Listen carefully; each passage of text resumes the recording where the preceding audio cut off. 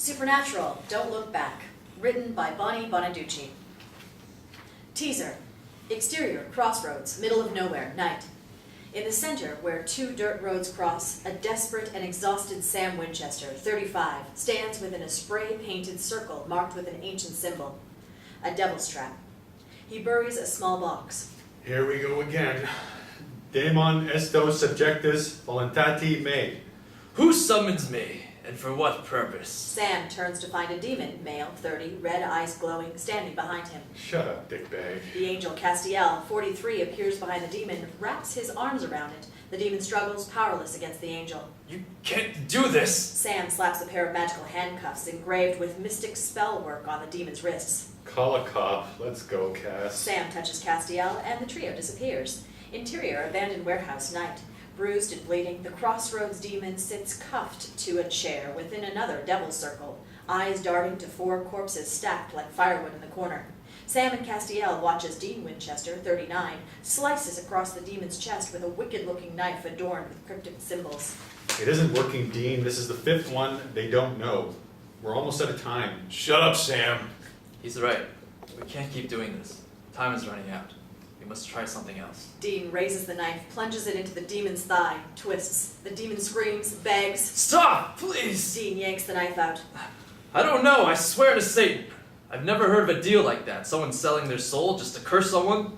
People want wealth or beauty or fame. Or they want someone killed or healed, but they want it now. Humans have no patience. You're right about that. Dean yanks the demon's head back, thrusts the knife into its shoulder, twists. Crazed with desperation, he screams into its face. Tell me! Tell me! Blackout. End of teaser. Act 1. Exterior, men of letters, bunker, day. The Winchesters' very own Batcave rises like an ancient fortress from the side of a mountain, superimposed 29 days earlier. Interior, bunker, kitchen, day. Sam, dressed for the day, eats breakfast at the table and checks out the news on his laptop. Dean, in robe and slippers, strolls into the kitchen, makes for the coffee. Good morning, Sammy. And what a beautiful morning it is. Sam stares at his brother as Dean pours himself a cup of coffee. What's with you? What do you mean?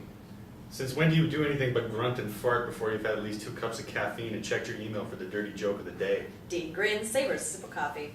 Dean, you brought a girl here? Dude, of course not. Can't I just wake up in a good mood? Not if history serves. Well, I did. And you know why? Because today is, mark your calendar, Dean Winchester Day. No case, no research, no work period, an entire day devoted solely to the rest and relaxation of yours truly. I'll alert the media. As well you should. As Dean gets a box of Eggo waffles from the freezer, syrup from a shelf fills all 6 slots of the toaster with waffles. I'm gonna take my coffee and this gourmet breakfast to my room, crank up Netflix, tuck my sweet ass back into bed, and get my binge on. Let me guess, Dr. Sexy MD. I told you, Sammy, don't judge what you don't understand. Even after Gabriel's sick little funhouse? A cheap imitation. You don't blame Rolex for the knockoffs. Dean gets a plate as Sam's cell phone rings. Sam checks the caller ID, answers. Pete, you old dog. What's it been, like 6 years?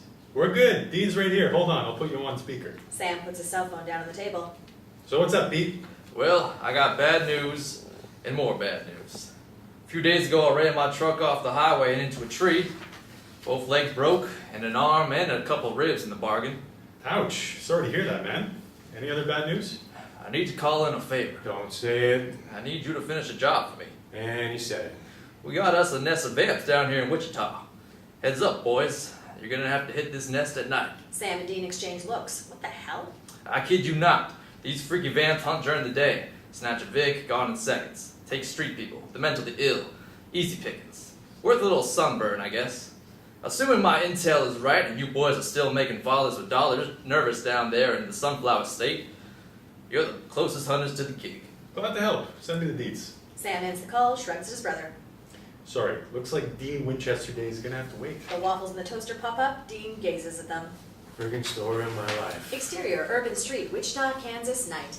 Underbelly of the city. Lives mired in decay and despair. Emma DeLuca, 35, stooped under the weight of a hiker's backpack, jacket hood concealing her face in shadow, casts furtive glances over her shoulders as she hurries towards a vacancy sign hanging askew from a ramshackle motel.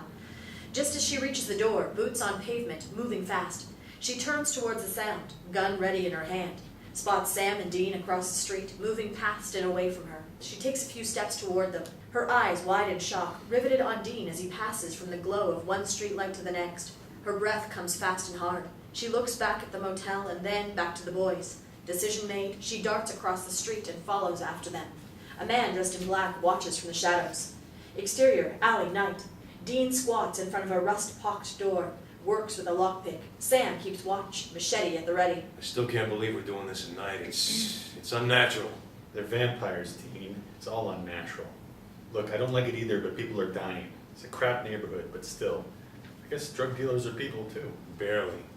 We ever run out of real monsters to gang, they're the next on my list. The lock clicks open. Dean straightens, pockets the pick set, slips his machete from inside his coat. Let's do this before I regain my sanity. Interior, abandoned factory, hallway continuous. The boys advance down a filthy hallway lit only by a dusty bulb hanging from the rotted ceiling. A rat scurries away.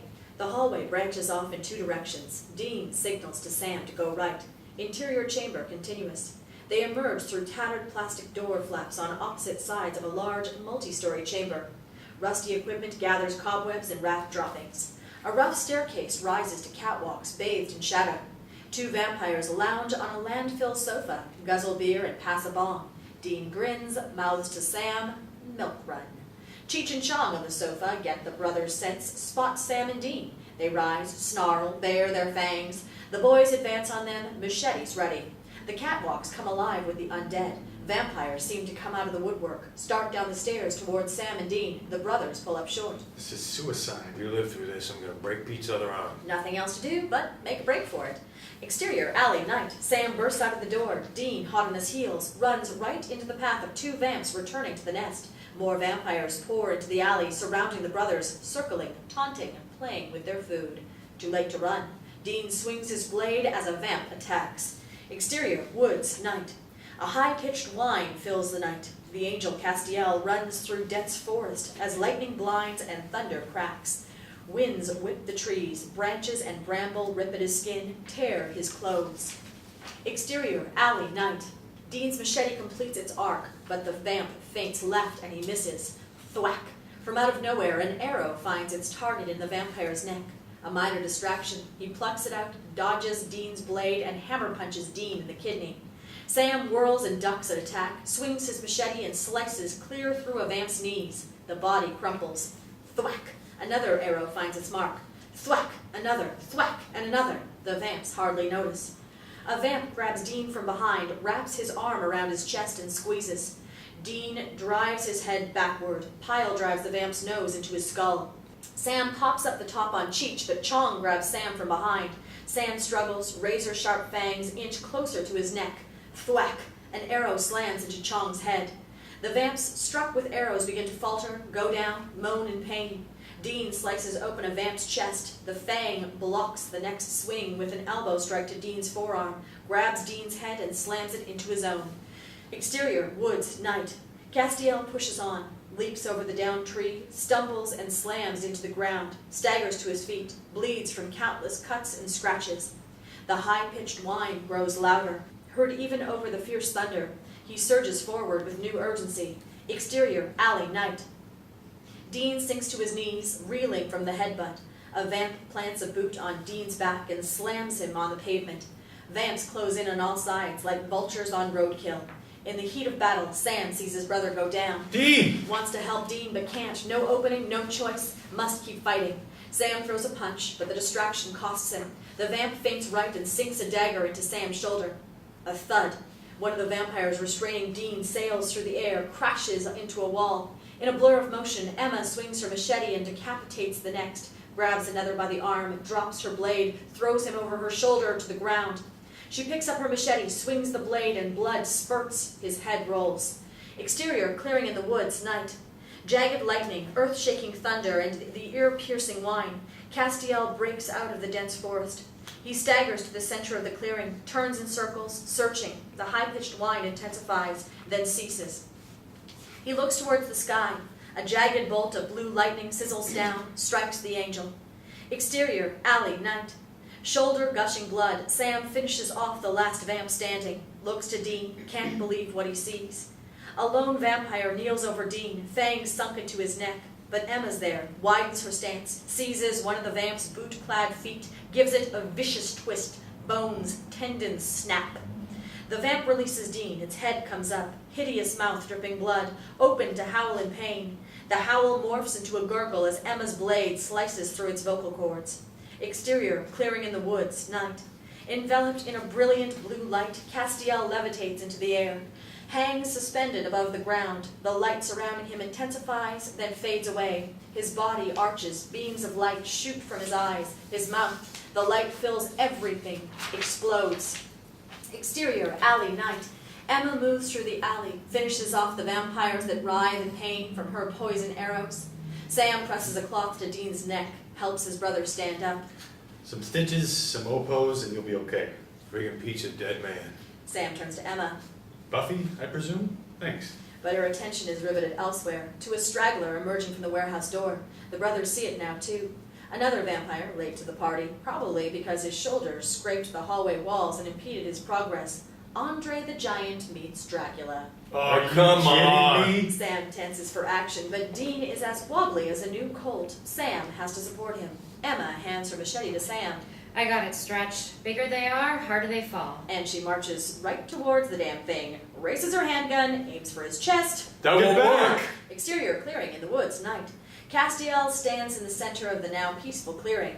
Head down, wounds healed, clothes perfect. For a few seconds, silence. He raises his head, eyes aglow with blue fire. A clap of thunder heralds a flash of lightning. Castiel's new wings, although invisible, cast a mighty shadow against forest green. Exterior, alley, night. Emma stands mere feet from the overgrown vampire. Dude, steroids are bad. She lowers her aim, shoots Hulkula in the balls. Sam and Dean both cringe. Even for a monster, that's gotta suck. It does. His eyes crossed, he hunches over. Emma turns back to Sam, her arms outstretched. Now! Sam tosses her the machete. In one continuous movement, she catches it, spins, brings the blade down on Hulkula's neck. Now that the danger is past, Emma's machete clatters to the pavement. Ragged breaths. Her body trembles in the aftermath. She moves on unsteady legs to Dean, lays a blood-stained palm on the side of his face. Tears well up in her eyes. I always knew you were real. From a rooftop down the alley, the man in black points a rifle, takes aim. Too late, Sam spots the tiny red dot of a laser sight on Emma's back. No! 3 bullets slam into Emma's back. She collapses into Dean's arms. Blackout, end of Act 1. Act 2, interior hospital room, day. Emma lies comatose. A respirator tube protrudes from her mouth. The regular whoosh of its artificial breath fills the room. Dean, in a hospital gown, his neck bandaged, sits by her side, holds her hand. His other hand, hidden from view of the door, grips his handgun. Come on, sweetheart. You gotta hold on.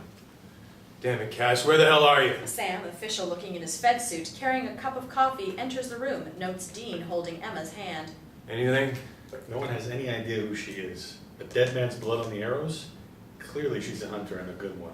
Saved our hides, for sure. Sam goes to the window, looks out for a second, turns back to see his brother. Dean, are you sure you don't know her? Maybe a one-night stand you forgot about? No, Sammy. I'm not that big of a dick. I remember. I feel like I should know her, but I'm positive we've never met. And what she said, it's something else. Like what? When she touched me. When I touch her now, there's something. I don't know how to describe it. Sam's eyes go hard. Not like Amara. No, not like that at all. That was supernatural coercion. This is different. It's like peace. Dean chokes up, embarrassed, tries to laugh it off. Listen to me. Must have lost more blood than we thought. Look through her stuff again. Maybe you missed something. I didn't miss anything. Dean stands, leans over the bed, touches Emma's hair, whispers to her. I'll be right back. He heads for the door. Watch her. You packing? Of course. Don't worry. If there's trouble, we're ready. But when Dean leaves, it's Sam who looks worried. Hospital chapel. Dean, alone in the chapel, paces as he talks on his cell phone. Cass, I prayed a litany. I've left you so many messages I've lost count. You better get here as fast as you can, or I swear I'm gonna rip off your halo and shove it so far up your ass. A flutter of wings, and Castiel stands nose to nose with Dean, who drops his phone, almost jumps out of his skin. Hello, Dean. Dean's mouth opens and closes like a fish out of water. Wings? How? Never mind, tell me later. He grabs Castiel by the arm, drags him towards the door. What's happened? Where are we going? Hospital room. Dean pushes Castiel into Emma's room. Okay, Flyboy, make with the healing. Dean, Castiel does a double take between Dean and Emma. His face registers shock, astonishment. He quickly covers, but not before Sam notices. Who is she? She saved our lives, that's who she is. Now fix her. How is she injured? 3 slugs to the back. The docs say she's dying. Cass, you gotta save her. Castiel closes the door, raises his hand, and seals it shut. He goes to the bed, places his palm on Emma's head. Whoa, what are you doing? That's how you smite, not how you heal. I'm not healing her. I'm reading her mind. Be quiet. Castiel works his angel mojo. He lifts his hand off of Emma's head and turns to the brothers. This woman must die. Interior, Men of Letters bunker, library day. Sam and Dean sit at a table, nursing beers, cleaning their guns. Dean jumps up, hurls his beer bottle across the room. Damn it! I'm going crazy just sitting here knowing she's lying on a slab in that morgue. And we let it happen. Dean, stop torturing yourself. I hate this too. But it had to be this way, and you know it. She's dead. She's not suffering. That's supposed to make me feel better? Well, it doesn't. But you know what would make me feel better? Going out there and hunting the son of a bitch that shot him. I get it. I do. I feel the same way. But you know we can't. Why don't I go pick up some food? Anything you want. I'll get some pie. I'm not hungry. Dean stalks out of the room, backhands a lamp off a table on his way out. Interior, hospital, morgue, night. Castiel leans with arms crossed against a wall in the dark and deserted morgue. The clock on the wall reads 11 p.m. The clock hands spin around until it reads 3 a.m. Like a statue, Castiel still stands in the exact same position. A noise at the door draws his attention. The man in black enters the morgue, walks right past the invisible angel. The killer aims his flashlight at the refrigerator, searches the labels, finds what he's after, the one marked Jane Doe, opens the drawer. Castiel stands right next to him, silent, seething with anger. The man in black pulls back the sheet, reveals Emma's pale, lifeless face. He snaps a few pics with his phone, takes fingerprints of one hand, and pulls up the sheet, slides the drawer home. Castiel's hands are in fists, his face a mask of hatred, as he allows the man in black to walk away scot-free. Interior, Men of Letters, bunker, kitchen, day. Sam and Dean seated at the table drinking coffee. Castiel appears, joins them at the table. The bastard show? Yes. It was difficult to restrain myself from smiting him.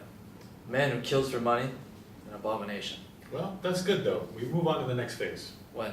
Tomorrow afternoon, 4 o'clock. We're going. I want to see this bastard with my own eyes. Is that a good idea, Dean? You're on edge as it is. On the edge? What do you mean? He means just taking every ounce of self-control I got to keep myself from going out there, tracking those dickbags down and sending them to hell where they belong. Dean, calm yourself. You must be patient. Calm. Patient. Have you met me? Events must be allowed to unfold in their own time, or all we have done will be for nothing. Dean goes to the sink, splashes water on his face. He buries his face in a towel. Yes. She's at peace, Dean. A flutter of wings, and Castiel is gone. Interior, Impala, day, moving.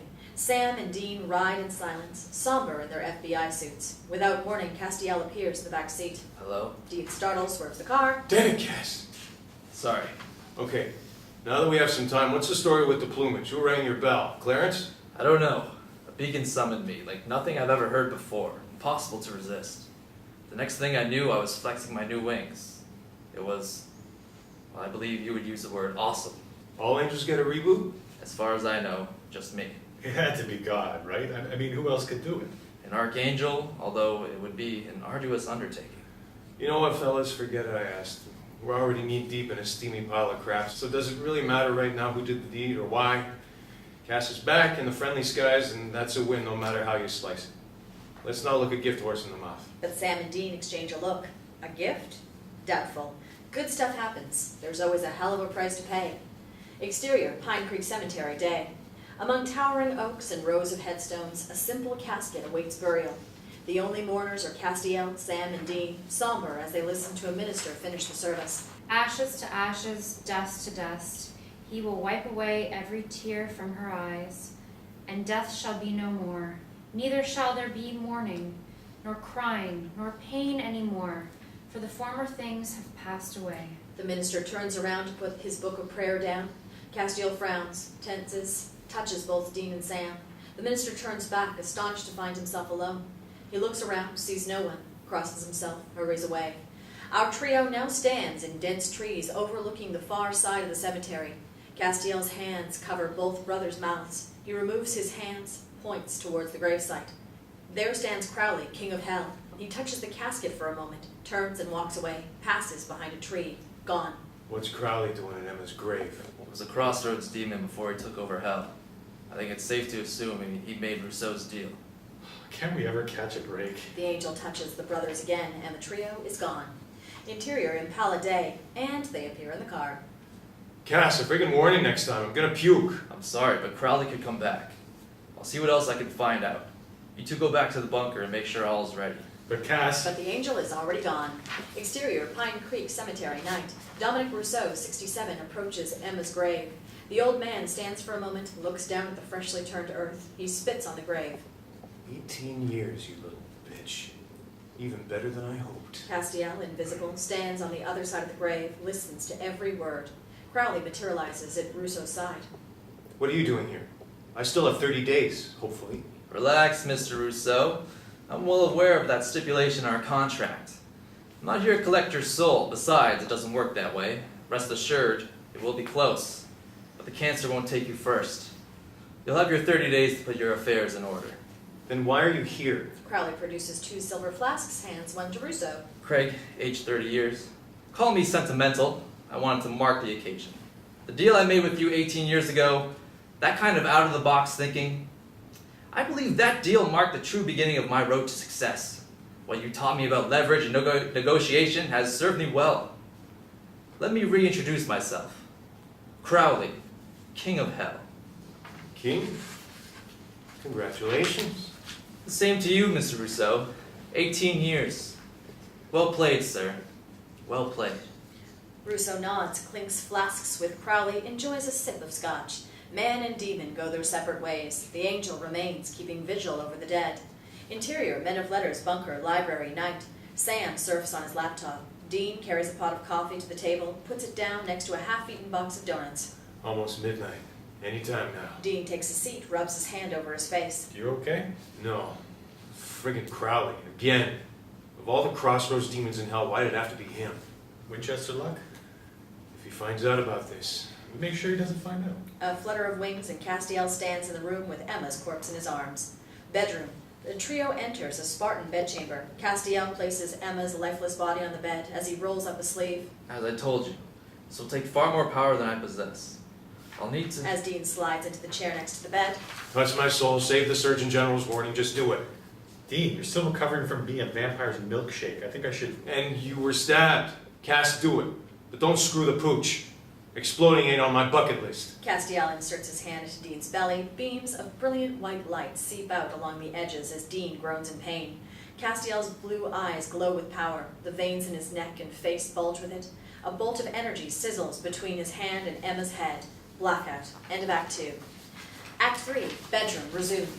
Dean reels from the trauma, slumps in the chair, catches his breath.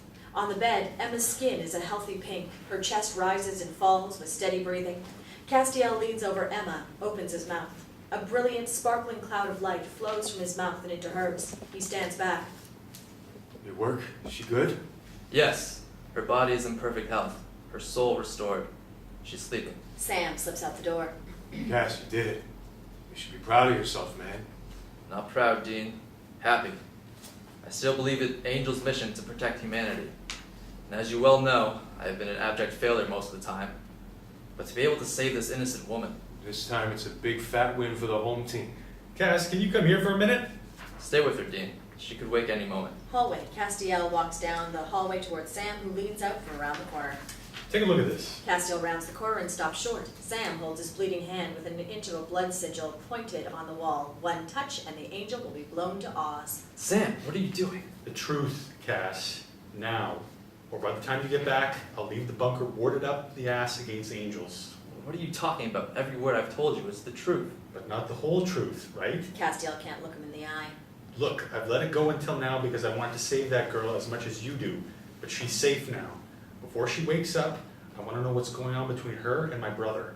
It's not like Dean to be so crazy over a girl he's never slept with, much less never even met before. He wasn't this upset when Lisa broke up with him. After Amara, I'm not going to stand by and let another woman put Dean in danger. It's not like that, Sam. Then how is it? All right. You can see I have no choice now.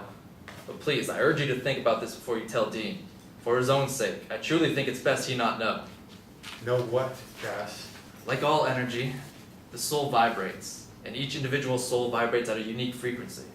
Think of it like human fingerprints. No two are alike. But with souls, there are exceptions to the rule. Two souls that vibrate at the same frequency. Like Emma and Dean. What does that mean? Dean and Emma are soulmates. Soulmates? That's really a thing? Yes, two halves of one soul, divided in two by God at the time of its creation. Why? I don't know, Sam. I do know that it's extremely rare. I've never seen it before. Dean and Emma have a profound connection. They both feel it. But they have free will. What they do about it is their choice. I get it. Why do you want to tell Dean? He looks at heaven as a kind of matrix. He wouldn't like this. Does Emma know? No. All right. We'll keep this between us for now. Bedroom. Dean and Sam sit by Emma's side as she sleeps. She wakes, stretches. The first thing she sees is Dean. Her face lights up with a smile. Hi. Hi, Emma. I'm Dean Winchester, and this is my brother Sam. We're hunters too. Emma's smile crashes. She tries to get out of bed, but Dean stops her. Let me go. I'm not a hunter. I have to leave here now. You're in danger. We know about your curse. But this place is a friggin' bunker, protected against every evil thing you've been running from. Safest place on the planet, I swear. Emma takes that in, leans back against the pillows. She looks at Dean, shakes her head, disappointed, sad. Damn. Had me going for a minute. For a dream, this is a doozy. You're not dreaming. Emma, you knew me. Back there in the alley, you recognized me. Have we met? Just dreams, like now. All my life. Your face in my dreams. Castiel enters the room. Emma gasps, scoots back against the headboard, stares at him, her eyes wide. Not fear, awe. It's okay. This is Castiel. He's a friend. She stares up at Castiel, enthralled. A brilliant light only she can see reflects in her eyes. An angel. You're so beautiful. Castiel looks surprised, pleased, embarrassed. Yes, I am an angel. Not yes, that I'm beautiful. Cass, babbling. Wait, I was shot, wasn't I? Crap. So I'm dead. No, Emma, you're very much alive. How did you know he's an angel? Emma tears her gaze away from Castiel, looks to Sam. Halo, wings, duh. Emma is one of those special people who can see beyond my vessel to my true form. Like you thought I was when we first met? Yes. Not dead, not a dream. Then a djinn snagged me. I'm hanging like a salami somewhere with a friggin' genie draining the life out of me. No, you're That not. has not happened. Oh, come on. It's the only thing that makes sense. I'm safe, sitting here with the man of my dreams, literally, and his equally hot brother, and an angel. So beautiful I want to cry. Does that sound like reality to you? She's got a point. How do we prove that this is reality? Damned if I know. Emma's talking to herself now, coming unhinged, just stares at the wall. It's all too much. I don't care. I'm tired of running, tired of being alone. This is better, even if it's not real. Not very imaginative, though. Damsel in distress, rescued by knights in shining armor, carried off to the safety of their castle. The angel's a wild card. Maybe he represents a good wizard or fairy godmother. And we're done. Dean moves like lightning, pulls his knife, grabs Emma's hand, slashes her palm. She yelps, pulls away. Dean! That feel like something that would happen in your perfect dream world? No! Damn it! No. She meets Dean's eyes, gets it now. Okay. Real. Got it. Cass, Castiel holds Emma's hand, heals the cut, glares at Dean. don't give me the stink eye. What was I supposed to do? She was about to punch her ticket on the crazy train. He's not wrong, Cass. Emma examines her perfect hand, smiles up at Castiel in wonder. Thank you, Castiel. You're welcome. Do you need anything? I'd kill for a cheeseburger. And what is that funky smell? She sniffs her arm and cringes. God, it's me. A shower would be awesome. Library, night. Emma joins Sam at a table, props her chin on her hands, and stares at him like a bird of prey would a mouse. Hi. Feeling better? Much. Great water pressure. Hey, Sam, want to tell me why all my scars are gone? And why I reeked like biology class? Formaldehyde, right? Oh, well, Let's get our grub on, kids. Sam blows out a breath of relief as Dean trots down the stairs carrying bags of takeout. Great, what'd you get? Cheeseburgers, fries, chocolate shakes. Awesome. Got any of those little pies? I do love me some pie. Dean grins, winks at her. Girl after my own heart. Library. Later, Dean, Sam, and Emma sit at the table, now littered with empty fast food wrappers. Emma tosses back a last bite of pie. So, an angel, I still can't believe it, hoovered my soul before I died, and after Russo knocked over the last domino of his devil deal, he stole my body, brought me back to life, and reinstalled my soul? In a nutshell. Holy crap. So when Russo takes the express elevator down, the curse will be over, We're pretty sure. Makes sense. but not certain. No. Castiel appears in the room. Hello, everyone. Emma goes to him, looks up at him in adoration. Castiel, what you did for me, there aren't words. Thank you doesn't cut it, doesn't even come close, but it's all I've got. Much to his surprise, she throws her arms around him, kisses his cheek, and hugs him tight. Thank you times a billion. After a couple seconds, he remembers to hug back. You're welcome. Times a billion. She giggles, steps back. Are all angels so adorable? No! Castiel's eyes glued on Emma, stunned with a flutter of wings gone. I think you embarrassed him. Emma, why is that old man so crazy pissed? Why the Crypt Keeper torture? It was a week before my 17th birthday. Exterior, DeLuca home, night. An over-the-top mini-mansion. Lifestyles of the nouveau riche. Superimposed, Sands Point, New York, 1999. Interior, DeLuca home, kitchen, night. Emma, wearing a karate gi with a black belt, enters the kitchen, dumps her backpack and a huge karate trophy on the table. Snags a soda from the fridge. She hears a noise. Breaking glass. A struggle. A groan. What the hell? Hallway. Emma sneaks down the hallway, peers through the gap between double doors, horrified at what she sees. Study. Emma's father, Mario DeLuca, 50, strains against ropes that bind him to a chair behind his desk. Looks like he went a few rounds with Mike Tyson. Michael Russo, 26, grips Mario's graying hair in an iron fist. Antonio Russo, 19, stands to the side, student to the teacher. Michael slashes Mario's throat. They hear Emma's horrified cry from the hallway. No witnesses, go! Stairway. Emma scrambles up the stairs. Antonio pounds up the stairs behind her, closing fast. He lunges, grabs her foot. She falls, kicks to get free, surges to her feet. He's right behind her. Emma whirls, goes all Bruce Lee on his ass, grabs his arm, twists her body, bends forward, throws him over her shoulder to the floor. He hits hard, grabs her hair, yanks her down on top of him. She claws his face, leaves nasty gashes down his cheek. He grabs her wrist, twists viciously. Bones snap.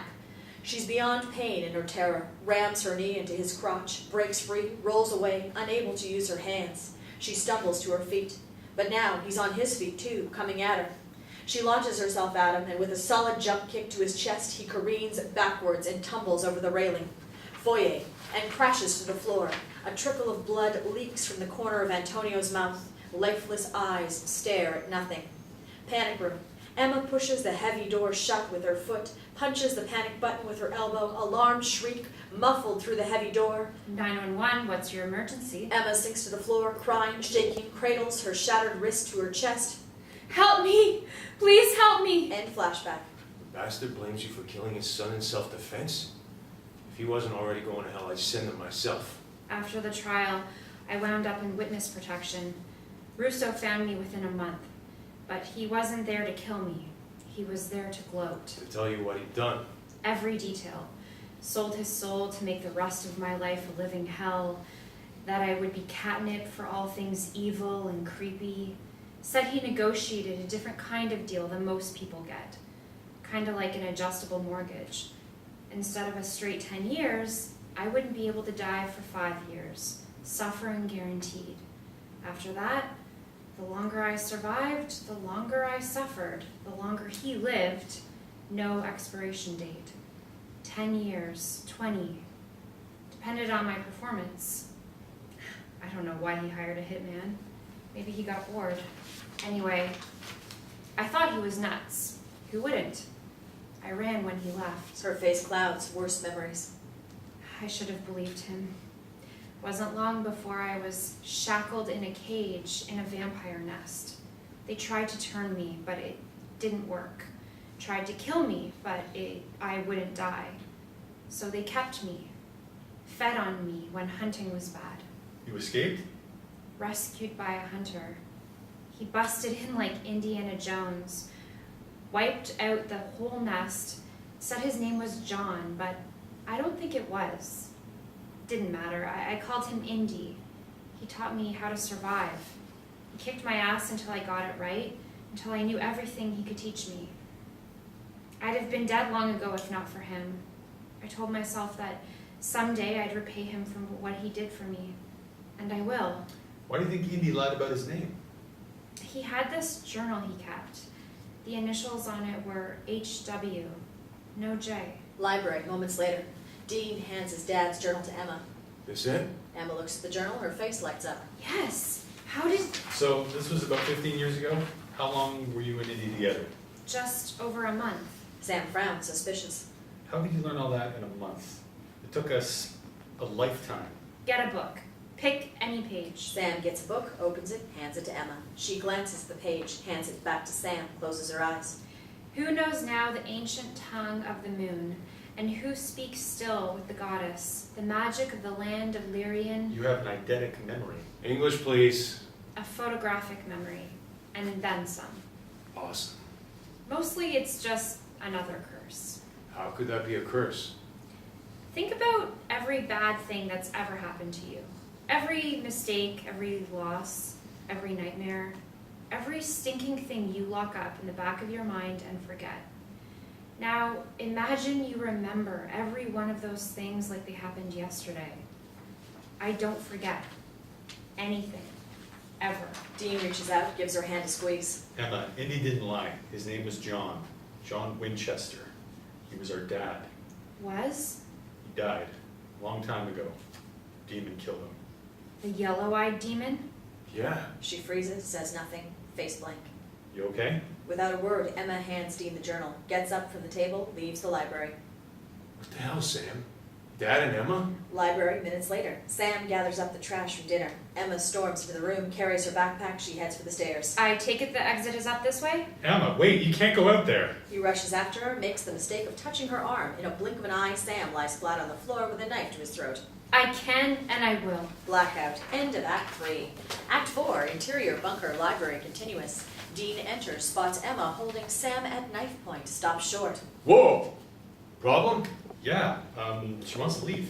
What? Why? Because if it's the last thing I ever do, I'm gonna hunt down the demon that killed my Indy, and it will suffer greatly before I send it back to hell. It's done, Emma. Dean killed it. Swear it, Dean. Swear it to God. As Dean walks slowly towards her. I'll do even better than that. I swear it on the soul of John Winchester. She hands him the knife, rolls away from Sam and onto her knees. She begins to shake as the wall of rage crumbles, leaves only grief in its place. Dean pulls her into his arms, holds her as she sobs. Over her head, he meets Sam's stricken eyes. Bunker, dungeon, night. Dean paces, rakes his fingers through his hair. Cass, I need you here. Now! Castiel appears. What's wrong? Why are we in here?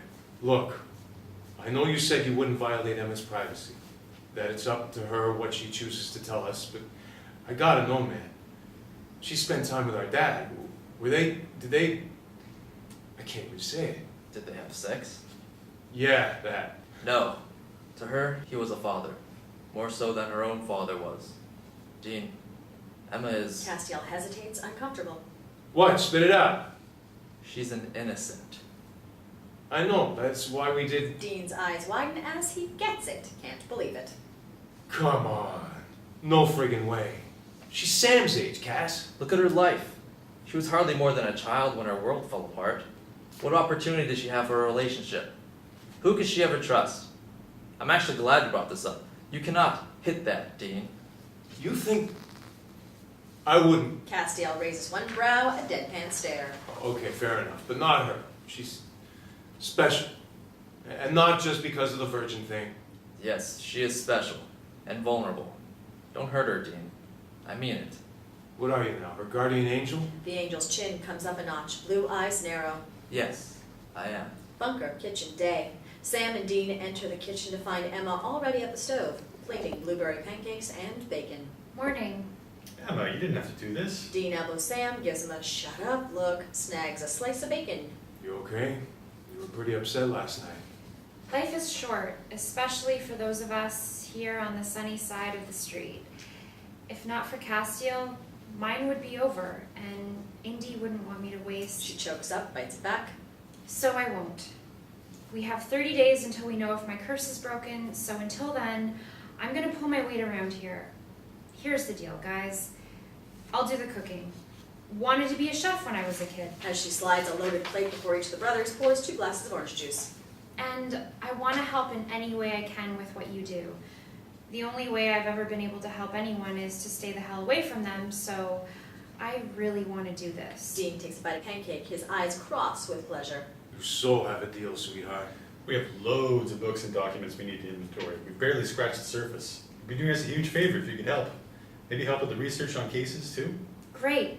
And bonus, you'll always have a backup copy. As Emma leaves, By the way, I cook, but I don't do dishes. the brothers look with dread to the loaded sink. Dean takes another bite of pancake. Worth it? We're getting a dishwasher, right? Hell yeah. Begin montage, various. A. Interior bunker library day. Emma and Sam work together cataloging books. B. Telescope alcove night. Castiel and Emma take turns looking through the telescope. Laugh, talk, clearly enjoy each other. C. Kitchen night. Emma listens to music while she cooks, shakes her bottom to the beat as she chops vegetables. Dean walks in, pauses, enjoys the view. She turns, laughs with embarrassment. Their eyes lock, it's a heated moment. Dean reins himself in, winks, grabs a beer from the fridge, and goes his way. Emma's face mirrors her disappointment.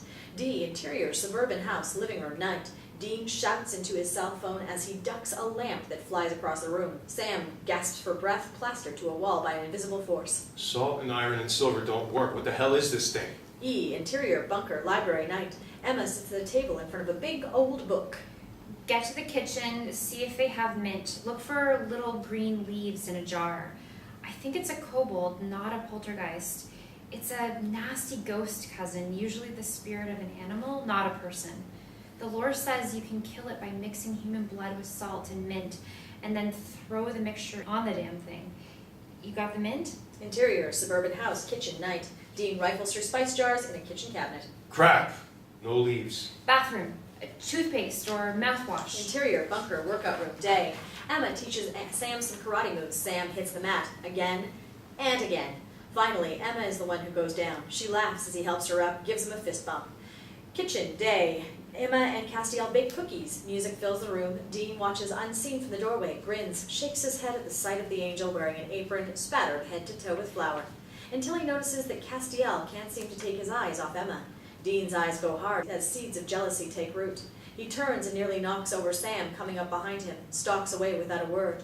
Sam glances into the kitchen, gets what ticks off Dean. His brow furrows with worry. End of montage. Interior bunker kitchen day.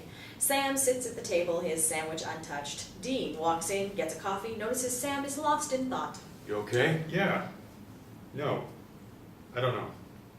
Cleared that right up. What gives? Not sure. I've got this uneasy feeling in my gut, and it's getting worse. Emma, only 3 more days. Yeah, maybe. Probably. Hard to imagine this place, our lives without her now. I can't, Sammy. I don't want to. Maybe we don't have to. Library day. Emma sits across from Sam, Dean, and Castiel at one of the library tables. Emma, your talents have been a huge asset to our operation. And with your options expanding in a few days, we want to offer you a permanent... Dean smacks his beer bottle down on the table. Stop, Sam. This ain't about work, and I'm not going to pretend it is. It's about family. And your family, Emma. This pile of rock is a home now, a real home, and you did that. We want you to stay. Cook or don't cook, work or don't work, we don't care. We'll understand if you want to leave and not look back. If you want to go and have a normal life, we should want that for you. And maybe we'll burn just for asking, selfish bastards that we are, but we hope you'll stay. Emma opens her hand, unfolds the piece of paper she had gripped tightly, places it on the table. This is a list of all the reasons I was going to use when I begged you to let me stay. Screw normal. I get to live in a castle with 3 knights in shining armor. Sam's room, night. Sam tosses and turns in his bed, stares at the ceiling. He closes his eyes, tries to sleep. His eyes snap open.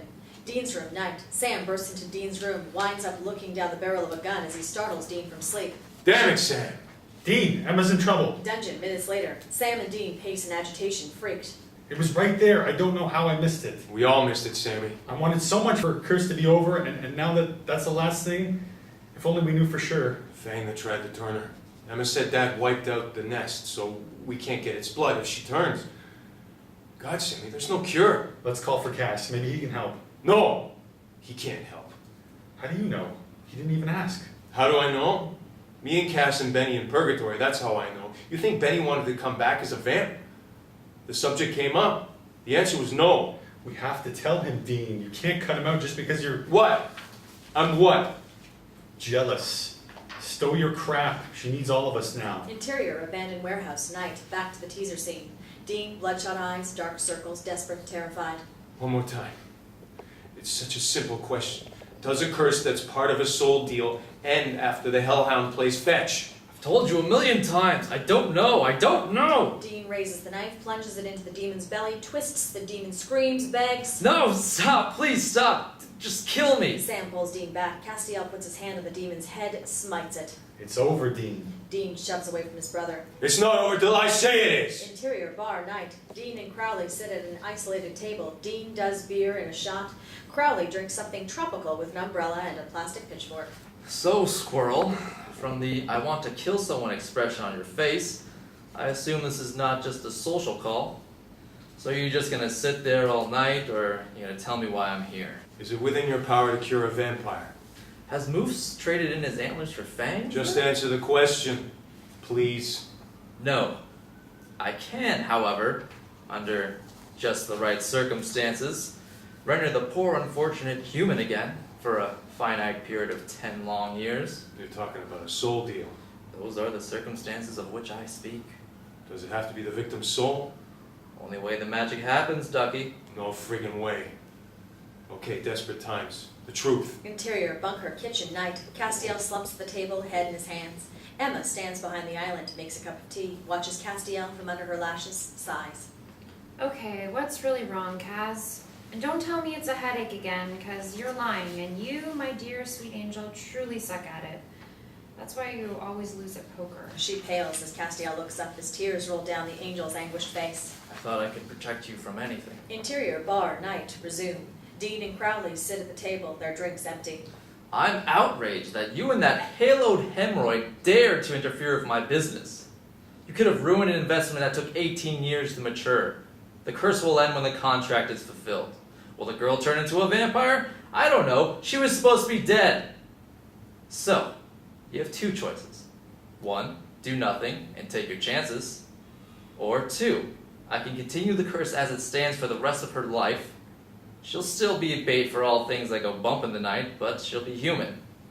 However, it's going to cost you a very pretty penny. Let me guess. My soul and hers and Sam's to boot. The gears turn in Crowley's clever, evil mind. No, I want something much, much better. Interior, Impala, night, moving.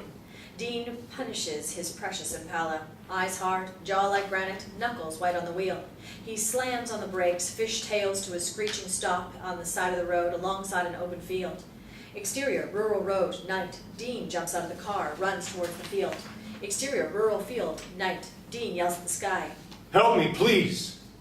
Guys, Dean Winchester, if you're there, if you're listening, please, I need your help.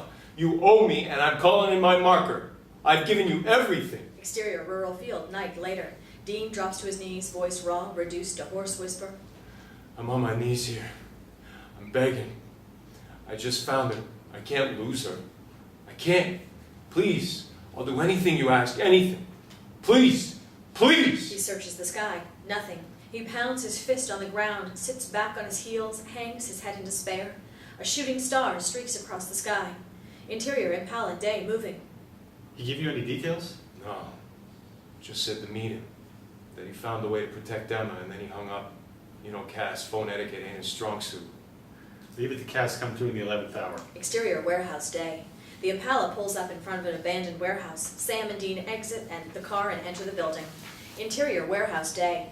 The brothers find Castiel waiting for them. He nods a greeting. Hi, Cass. Please tell me you have good news. Castiel looks confused. Dean, what? Dean interrupts by putting his left hand on Castiel's shoulder.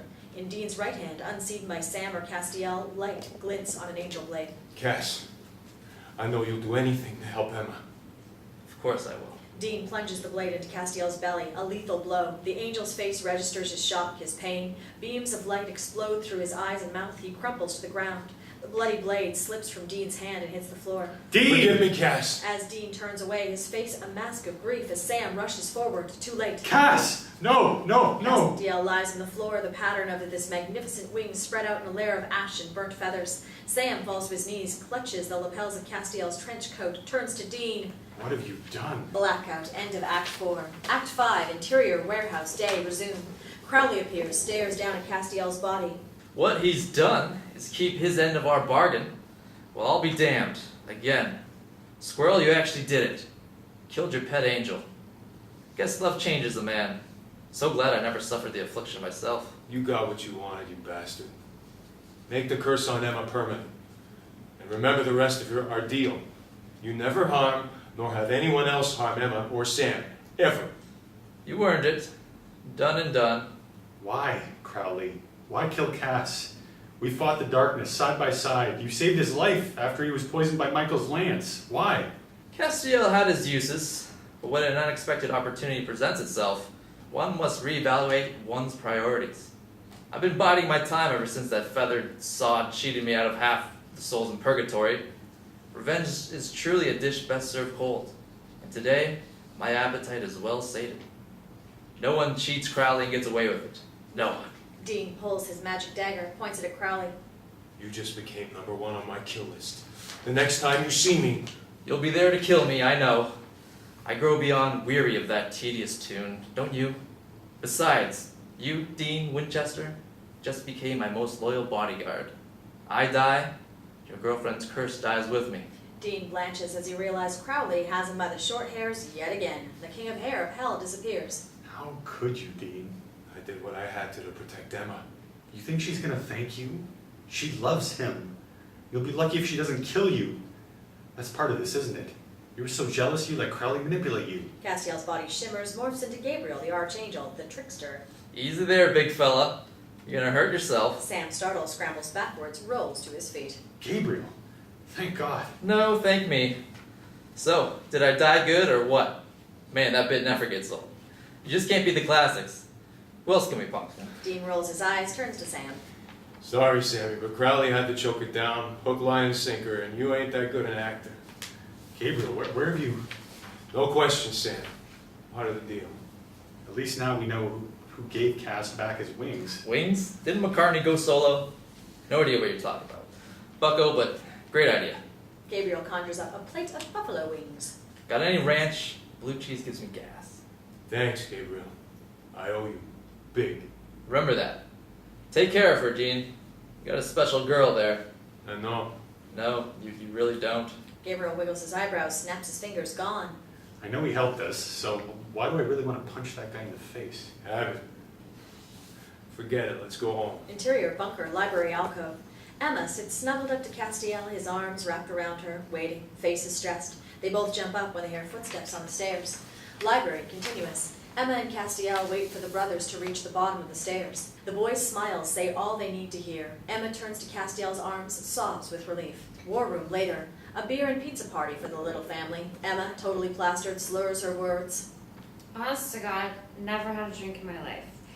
And he said not to, that it dulled the senses, so I didn't. I like beer. Poor Emma. Hangovers suck. I can take care of that.